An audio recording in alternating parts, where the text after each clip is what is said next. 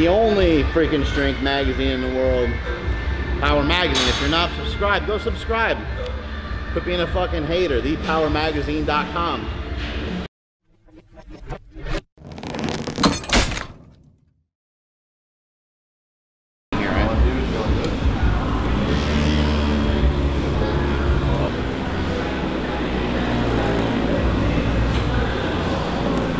A lot of squats yesterday, so today's gonna be working out some of the kinks.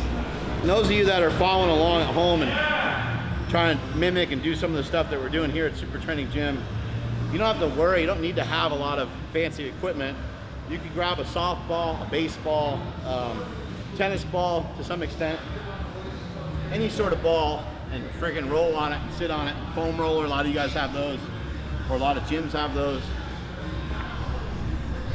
Sometimes you can even just get like a corner of a chair, friggin' lean on it. I'm doing all that shit to my furniture all the time. I think my kids and my wife think I'm humping everything in the house. Whenever you're doing this kind of stuff, you want to try to keep moving, try to find new positions. Kelly Starrett has referred to it before as like finding the corners. Find the corners that are made out of beef jerky, and try to smooth that shit over. Knee's been bugging me a little bit, kind of through here. And so I'm just gonna dig in on that too. And when I do, nothing fancy, but I'm just grabbing the skin and I'm gonna move the skin back like that. And I'm gonna do it as I go through here like this. None of this hurts, not painful or anything, but it's helped my knee get a little better. Sometimes I'll just kind of dig in. A lot of times knee pain is coming from shit just being tight. Something's tight here or in your hip. Sometimes the calf is the culprit. And so you want to always work upstream and downstream. Find some gnarly spots. I got like a little one right here. And I guarantee you that's what's causing a little bit of the pain in the patella. Because the muscles here are tight. And they're pulling on it in a different direction. I'll show you guys for today a couple stretches that I do. I don't really stretch often, as you guys already know, as you can already tell. But I'll show you guys a couple stretches today that I do in here occasionally and at home probably more often. Easy to do, simple things. Watching TV. Very easy to incorporate into your lifestyle. Oh, damn. On tap for today, I'm gonna do some a bunch of stuff with the hip circle on, and some farmer's carries, and then I'll do some stretching. That'll be it. Quick, easy day, day 101.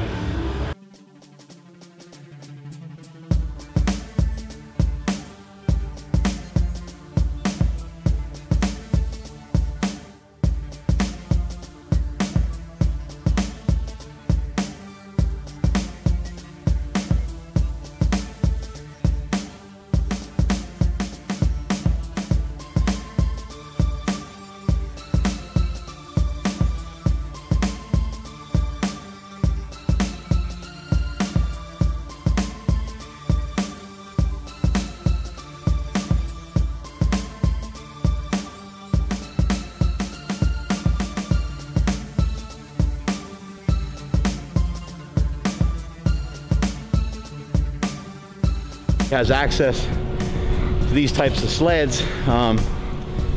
You can there's all kinds of other things you could do. You could do some walking body weight lunges. You could do body weight squats. Just get your body moving, toe touches, or deadlifts with 20-pound dumbbells.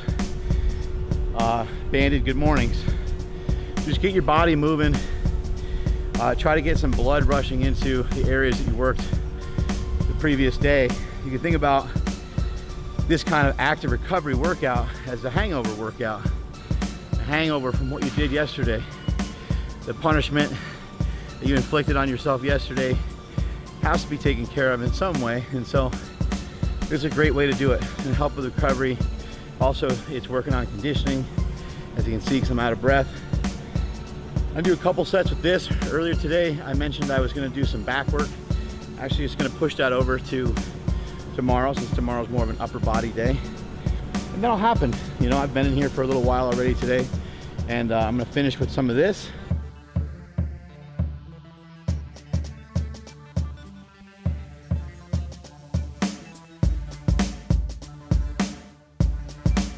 All right, just finished up a active recovery day, hangover workout as I like to call it.